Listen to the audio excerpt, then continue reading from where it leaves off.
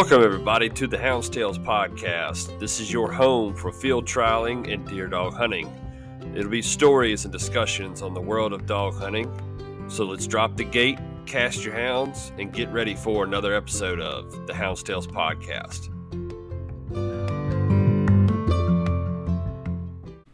The Hounds podcast is proud to partner again with Outdoor Dog Supply for the 2025 year. Outdoor Dog Supply is the leader in online garment sales with their world-class trade-in programs. The guys are not just a business, they're houndsmen and women too. They test their products out in the field, put them to the test, get the latest in garment equipment, and they stay locked and loaded and ready with field trial equipment, collars, leashes, and so much more. Visit their website today at outdoordogsupply.com, and we want to thank Outdoor Dog Supply for their support not only for the podcast, but in field trials across the country. When you're looking for your next purchase in equipment, make sure you keep Outdoor Dog Supply in mind. Now, let's get this episode going, guys. Welcome, everybody, to the Hounds podcast. On this episode, we're going to roll into a little bit. I know a couple episodes ago, talked about we're going to try to start kind of like a series, but a little string of episodes. And I did one episode and kind of forgot that I had said that. So we're going to pick that back up. In between trying to grab these guests and get my timing down on all that. So what it was about the first one was actually episode 106. We were talking about getting into hunting hounds and hound hunting. But before we continue, before I actually skip over it, let's do our inspirational quote of the week. This comes from Leonard Cohen, or Cohen. I'm not sure exactly how you say his last name. I think it's Leonard Cohen. There's a crack in everything. That's how the light gets in. And then our scripture of the week is John 14:27. Peace I leave with you, my peace I give you. I do not give you as the world gives.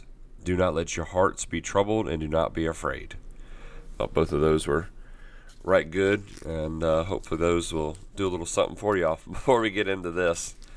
So, like I said,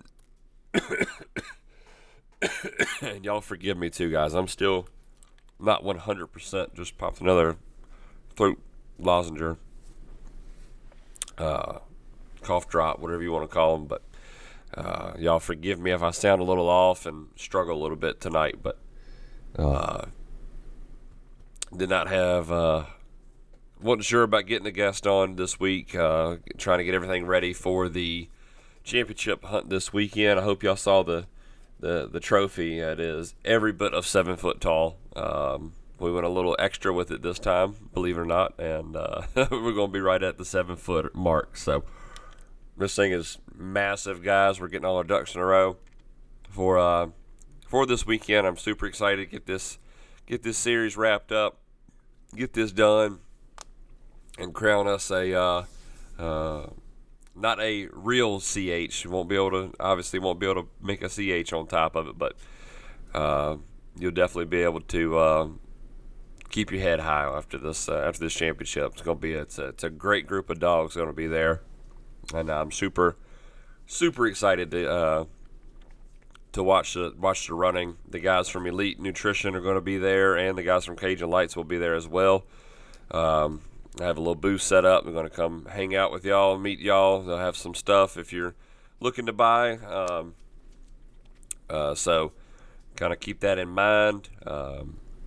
And other than that, I'm pretty excited. So let's get into this, guys. Again, like I said, episode 106. If you did miss that one, go back and look at that one. Getting into hound hunting.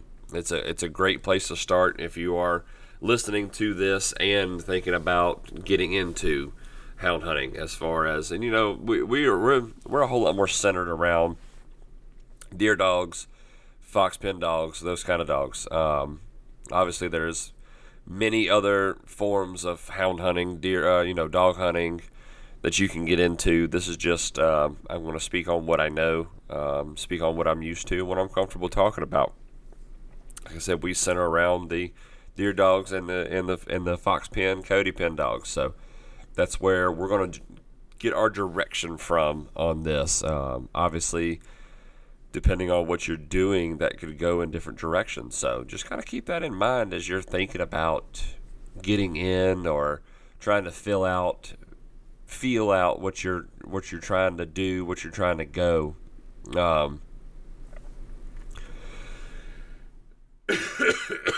Excuse me, guys. Sorry. Really take the time before you get into it and say, yep, this is it, and really figure out which direction you want to go. So what I'm going to do is start with the deer dog guys. The Hounds podcast would like to take a minute and talk about our friends over at Cajun Lights.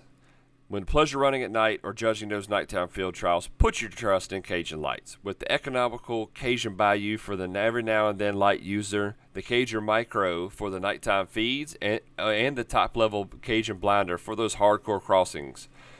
The Cajun Lights are headlamp-style lights that free up your hands for voice recorders or your GPS. They offer flood-style lights in red, amber, and white walking lights. Then the top-of-the-line 4-level main beam light. If you're having a hard time catching crossings at night, give the Cajun Light a try on the red and amber setting to catch the game with the easy flick of a switch and go right back to your main beam light and see your hounds in action. Visit our website today at CajunLights.com and check out and make sure you fill out the survey and select Hounds Podcast to receive 5% off your next purchase from Cajun Lights. Now let's get back to the episode, guys.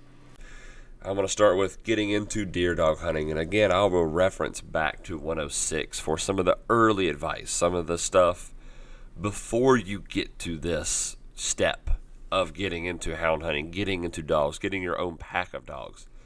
Episode 106 is a great reference on all the pre-stuff leading up to this point. Excuse me. Sorry, guys.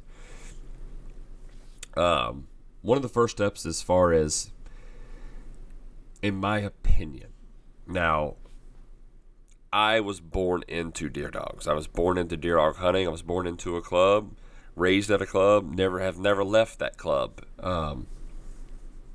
So this is kind of an outside looking in kind of situation as far as getting into it later in life, getting into it where you're old enough to listen to this podcast and really be able to make that choice about what you want to do with your dogs, with yourself, and getting into the dogs. So I think, to me, from what I see, is you need to find a club first. First one is find something that's close to home. I know that's not always possible. I know that's not always the route that you can go, but I know if it was me and I was trying to find a club and I had to drive an hour and a half, 2 hours, something like that, even 45 minutes to an hour just to get to where I got to go dump dogs, then it's going to make it a whole lot harder for me to get up that extra bit earlier to go do it. Now, don't get me wrong, I'd be excited. I'd want to do it, but I bet that mid-season where you've got 3 weeks into it, 4 weeks into it, and you're working every day of the week, then getting up at 4 o'clock on a Saturday to go load up dogs, and then drive 45 minutes, hunt from sun up to sundown, load up all the dogs again, and then drive back home for 45 minutes. That's a lot. So you're going to want to try to find a club that is close to home, and of course, maybe you got a friend that's going to be in it. Maybe you got some kind of connection that way. And I'd say that's probably the hardest part, is finding those connections. But, try to make those connections. Just be talking, meet people. You see somebody with a dog box on a truck at a gas station, stop and talk to them, introduce yourself, see what you can do, see where they hunt, see how they do it. But once you are able to go do some guest hunts and explore and meet these people and kind of start intertwining with these people, you need to find where you, not only it's something that's, close to home, you got to find somewhere you fit in. If you go to a club and, maybe you join and, 1 or 2 people in the club, but the rest of the guys are not your style of people. Maybe these guys are wide open, run and gun kind of guys, and you're more of a, let's go find me a spot, and this is where I'm going to sit until lunch, and we'll come back and we'll chill out.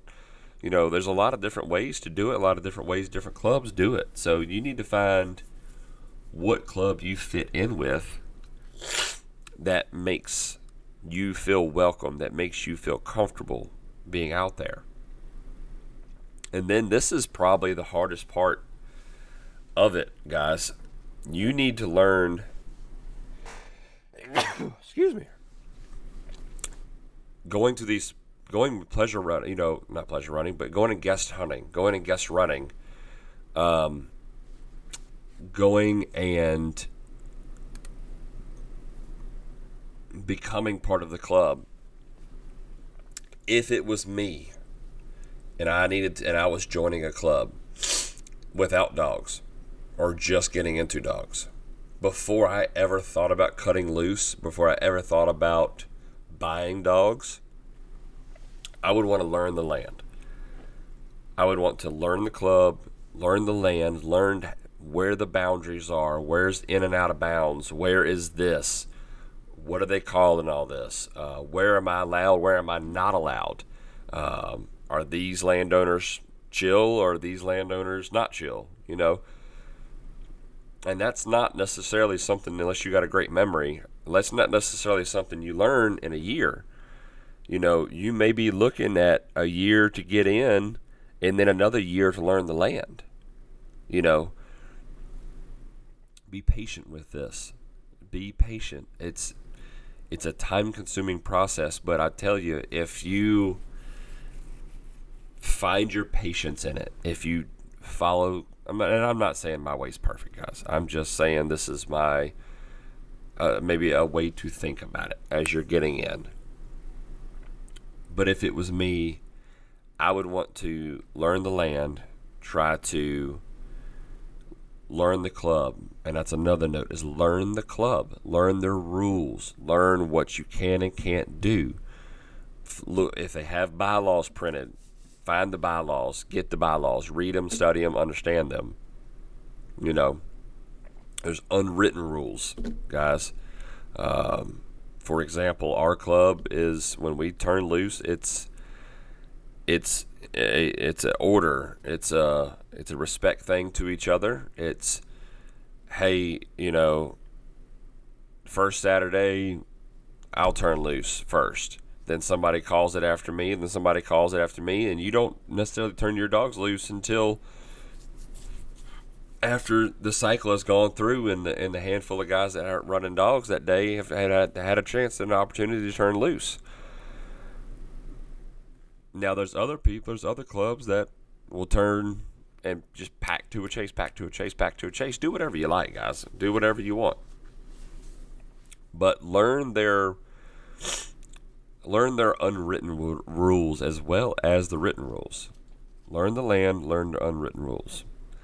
Find you a home. And that was another episode I'd done too, is finding your hunting home. And that's another great reference at this point to go back and listen to and make sure you're in the right spot that you need to be in. Now the fun part, guys. Now that we've kind of got through the BS, through the gotta find my patience, through the earning your keep kind of deal. Now the fun part is finding your dogs. Finding dogs. Again, reference 106 episode, to just a lot of great points in there that you need to think about before you ever even purchase your first hound, get your first hound, whatever the case may be. Excuse you, Kai. Sorry, my dog's hanging out with me. My golden's hanging out. And all right, y'all, we're going to take a quick second and pause this episode, talk about our partners over at Elite Nutrition. Our hounds, guys, they're athletes. They give us their all each and every time they're cast. Elite Nutrition offers all natural products to give your dogs the natural benefits that they deserve. From the K9 Remove and All Natural Wormer to the ElectroBoost Paste for electrolyte replenishment, body fluid balance, and blood flow improvement, they also have products like Active Dog Powder for recovery and joint and muscle support, Essential Dog Powder for daily vitamins and minerals, probiotics, prebiotics, and enzymes, the K9 Lactate Powder for nursing dogs to help with milk supply. There are tons of other products to check out at CajunLights.com, and then click on the Elite Nutrition section to explore. When you get to checkout, and only at CajunLights.com, use the code HTElite10 to receive 10% off your Elite Nutrition products. Again, that's HT Hounds Tails Elite 10. So HT10 Elite 10 in the discount code section to receive 10% off of all your Elite Nutrition products only via CajunLights.com. I've been using their products, guys, for several months now. Cannot be happy with the results. That's pretty much all I run my dogs off of. So thank you, Elite Nutrition, for joining up with the Hounds Tales podcast and taking a step forward into this field trial world. Now let's get back to the results.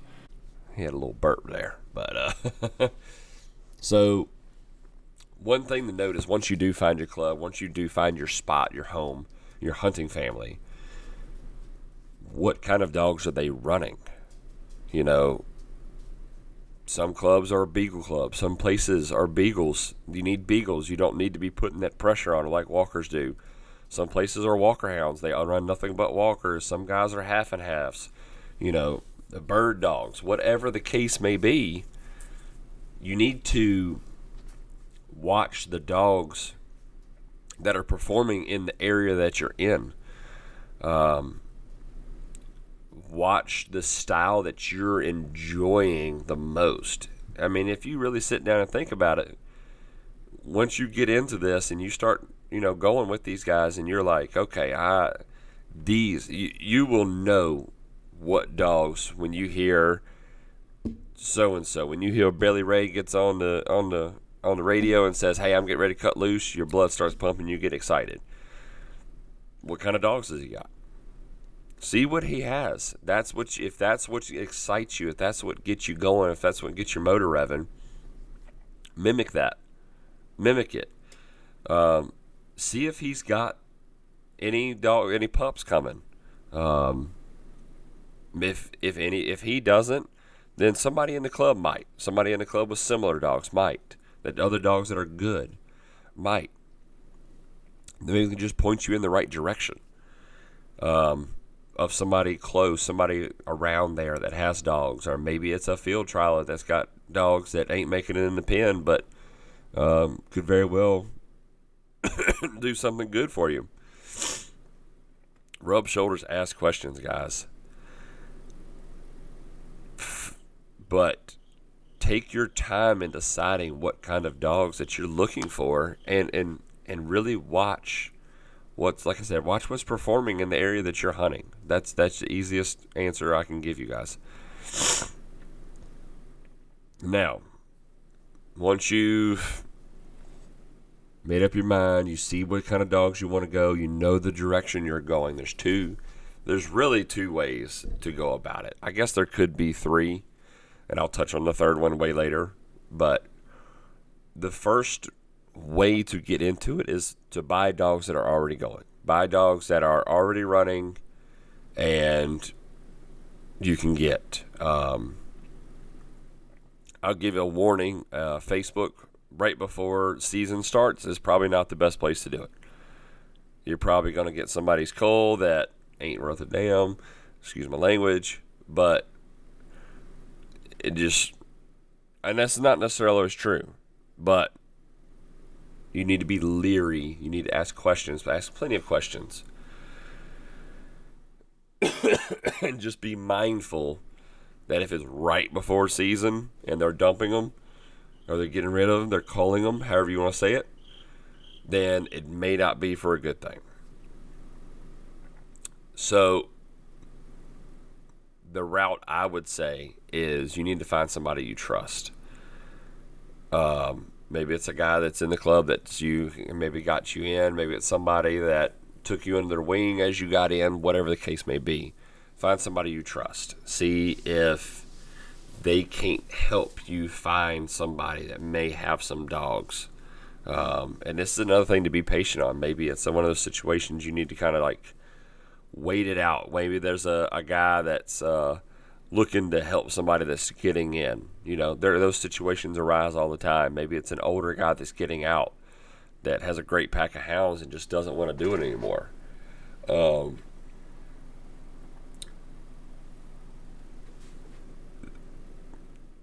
That's the situations that you got to really feel it out. It's going to be a gamble. Buying any dog that's already running is going to be a gamble unless you're paying top dollar for it, top money for it. But if you can find somebody that you trust, find somebody that's willing to help you out, willing to help you get started. Maybe they give you a pair. Start off with a pair. Start off with one. My biggest advice is I would try to get 2 different bloodlines in. At least 2 different bloodlines. Maybe you do go to Billy Bob or Billy Joe, whatever, and you say, hey, I'm looking to get in. I was looking to get in some running dogs so I can start running right away. And he's like, hey, I got these 2 that you can have, or you can give me whatever for, and it'll get you started.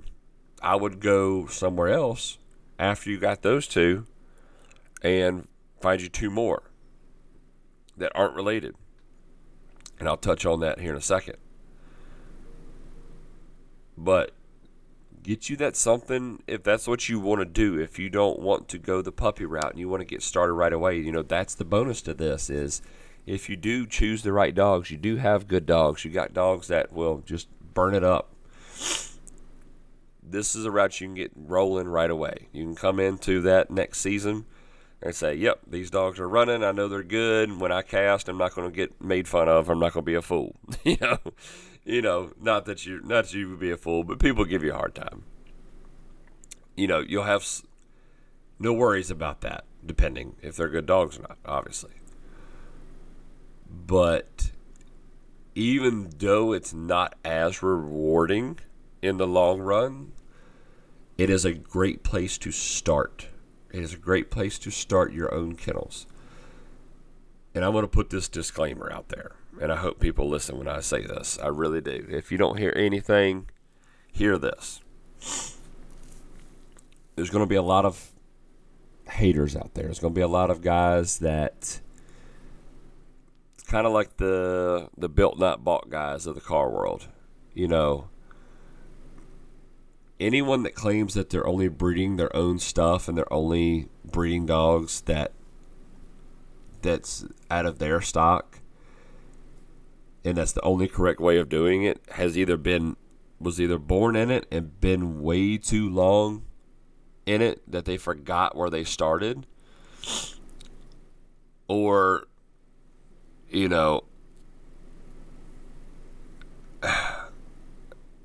don't know. That it doesn't make any sense to give somebody a hard time about buying dogs and running dogs that were already going. You got to start somewhere. So you were either born into it or you just got a high ego about yourself. I don't know.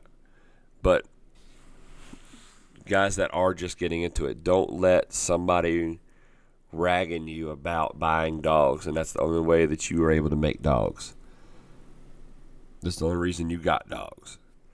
Well, you got to start somewhere.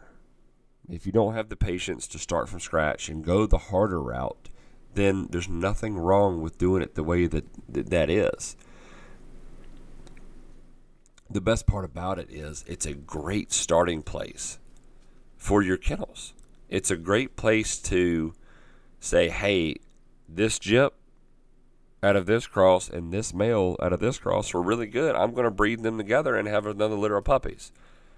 Then after those get going and you get down the road, then you can worry about, what to breed to next. You can cross that bridge later down the road.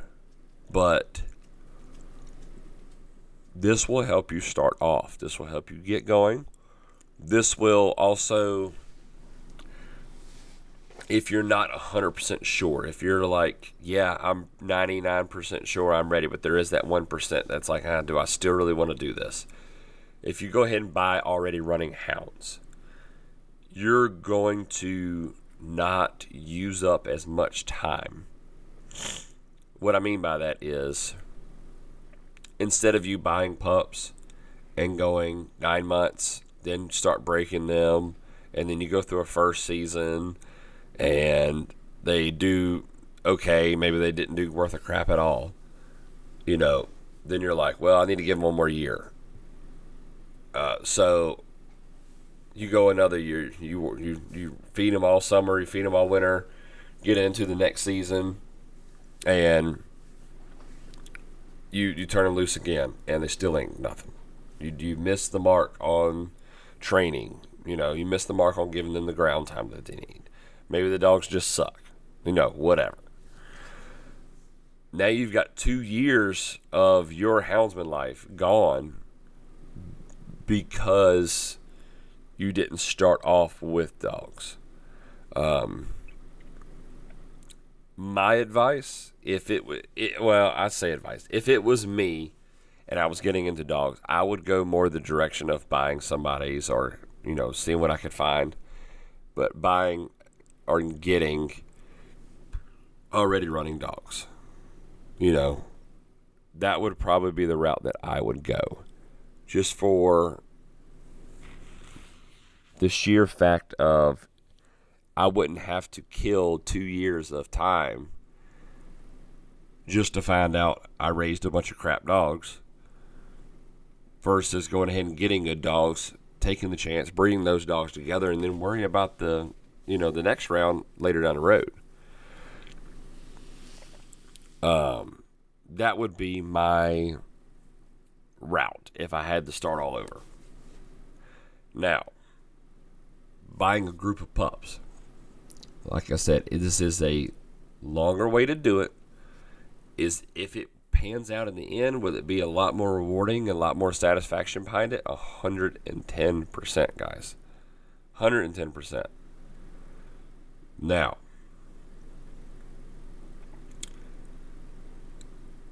the biggest issue with it is, how do you train? If you're getting new into this, how do you train? My advice, and this is another one that I know I've talked about it before on here, but walking them through the woods, finding some scent training, ground time. The more ground time they get, the more often you just put them in situations that they can survive, that they can do, then the better off they're going to be. You got a fresh pack. Every chance you get to turn them loose, turn them loose. If you got somebody that will let you turn loose with them, turn loose with them. And that's another note. Once you do get them pups that you've raised up to a size and age that you're like, yep, all right, it's time to start learning, guys. Starting to putting some pressure on. If you can find somebody with an old dog that maybe just won't carry the speed, won't outrun them outrightly, then see if maybe that guy will go with you one day. Maybe he'll let you bring that dog home with you and, turn it loose with the dogs that you're working with. That's the kind of opportunities that you take. Maybe it's during season. Turn the dogs loose with anybody that will let you turn loose with them.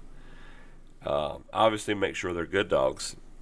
If you got Frankie P, and he's got a bunch of culls and eaters, then don't go turn loose with him. Your dogs are going to learn the bad habits of old Stinky Pete's dogs.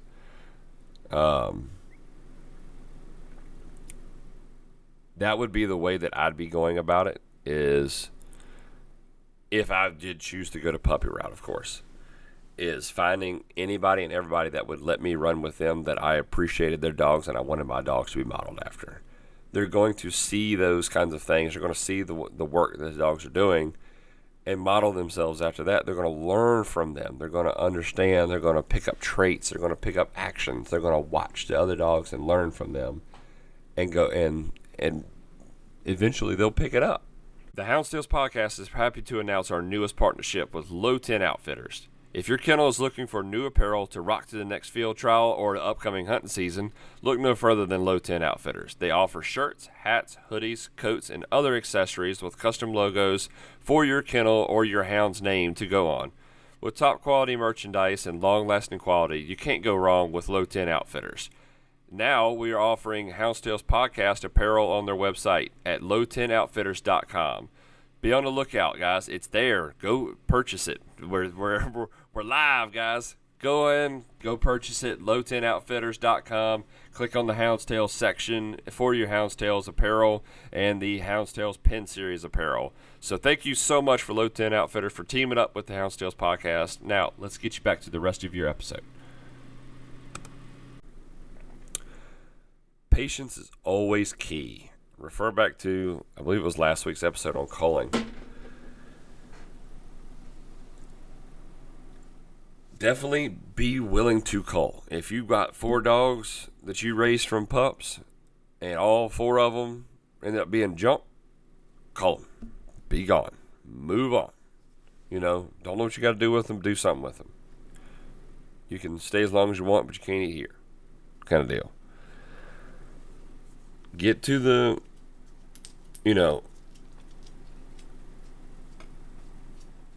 make sure that you are patient with them as well. But not too patient. Don't wait too long that where you've wasted 3 years of time because you think these dogs just need one more year. After 2 years, you better start really considering, like, hey, are these dogs it? What's missing? And then really take a good, hard, honest look at them and decide what you need to do. Another big thing about deer dogs: feed them tracks. Feed them tracks. Feed them tracks. Feed them tracks, guys. Put them in behind the game. Put them running right into it. Whatever. Put them with a screaming pack of 25 dogs and let them follow and pull to them dogs and learn off of those dogs. Whatever it takes. Feed them tracks. Get the game in front of them. Whatever your choice of game is.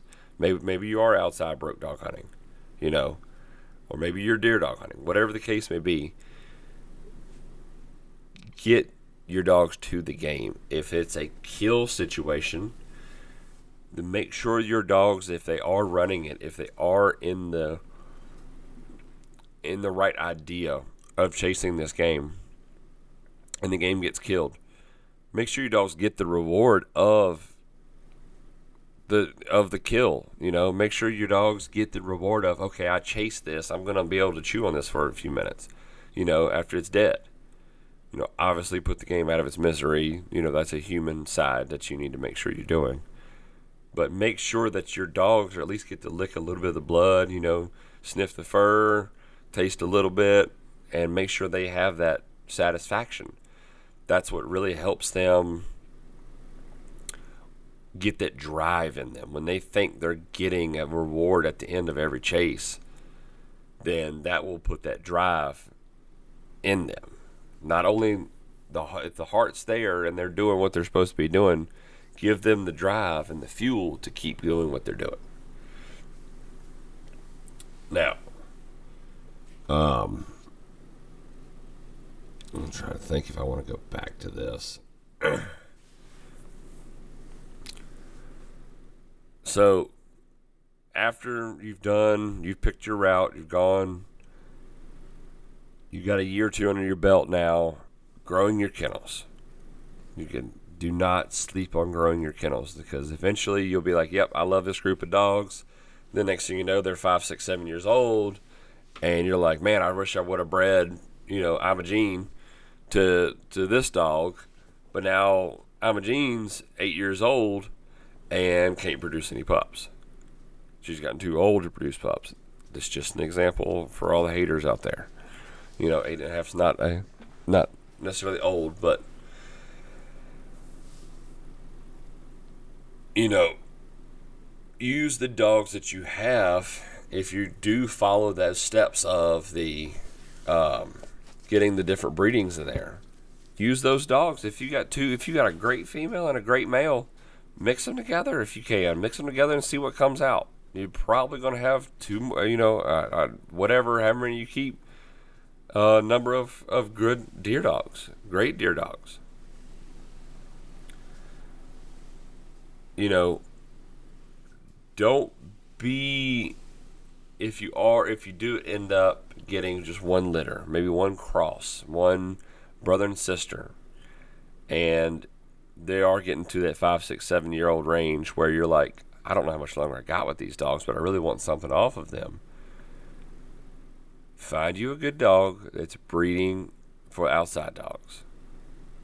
You know, that's a necessarily easy thing, but don't skip out on a breeding also if the guy's in your backyard, but you don't necessarily see eye to eye. You know, if you can breed to this dog and push away your differences, look how far ahead it's going to put you. I hope that kind of makes sense. Once you do have a pack lined up, ready to go, don't be afraid to introduce new blood into the pack. Don't be afraid to add that stud dog or add that bitch that you can use to grow your kennels, that you can use to mix bloodlines in the system and make that work. Now, I hope that's my deer dogging guys can use some of that to understand a good route, maybe. You know, at least from somebody that's not necessarily had to start from scratch, but I just hope you learned something. I hope that something of that you were able to take and go along with where you want to see your kennels go, where you want to go as a houndsman. I'll tell you what, I actually went a lot longer than I thought I was going to on this. So we'll make this one about deer dogs. We'll make this one the deer dog getting into deer dog hunting episode. And then next week we'll roll over after the championship hunt's over, and we'll talk more on the field trialing side. Honestly, wasn't expecting to go this long on just deer dogs, but I know I'll be doubling it, if not more, for field trialing. So we're going to take advantage of this and use this for next week, and we'll keep talking about getting in to that side of the sport as well. So before we wrap it up and we finish up, let's look at some results. I think the only hunt that I saw, and I very well might have missed other ones, is the Tennessee State. This was this weekend at Tar River. Let's see here. Let's do best mouth. Best mouth was MM's Foghorn out of B&B. Let me see. B&B's Brink and B&B's BB from Certified Steppers Incorporated. The classiest hound was T. Jesse's Frank out of Champion T. Jesse Wizard and Patterson's Rita from Trevor Jesse. And the combination and derby winner was FC's Flower Girl out of Champion Old School Pungo and B&B's Ziploc from Field Creek Kennels. The all-age, excuse me if you hear the the mouse clicking in the background. I didn't have time to write them down today, so I kind of cheated and I got it popped up in the background. So y'all bear with me and waiting on this last result page. My internet's been killing me here lately. I'm trying to get them to come over and fix it, internet company, and they have sucked royally at that. So let's start with the best mouth for the all age, and that is Spears Mountain Smut out of R&B Star and Patterson's Red Gal from Spears Mountain Kennels. Classiest hound was Country Oaks Red Gal out of Lake Hills All Business, and Bonds Oakley from Country Oak Kennels. The combination winner was, Champion Hawtree's Annie Oakley out of Champion Blanton's Cowboy, and Broke Right Brown Sugar from Hawtree Kennels. And the field champion was Hawtree's Heart out of G3's Big Ghost, and Dual State Memphis from Hawtree Kennels. Congrats to y'all down there and everybody else that was placing. And like I said, I believe that's all the results from this week. So, guys, sorry I was a little off kilter tonight. Very tired, still not fully recovered from this, whatever I'm trying to get over. So, hope y'all can forgive me for that. We're going to keep rocking and rolling these things, guys. I sure do appreciate y'all listening. And for everybody out there listening, be sure to like and subscribe, share, whatever you can do. We're going to finish up the year here. We've got about 2 months left, maybe a touch under 2 months left for this season. Then we're going to take a little break and get back out and heavy next year. But again, thank y'all so much for listening, guys. So we'll catch y'all next week where we talk about getting into field trial dogs. So, all right, thank y'all guys so much for listening. And like always, guys, happy hunting.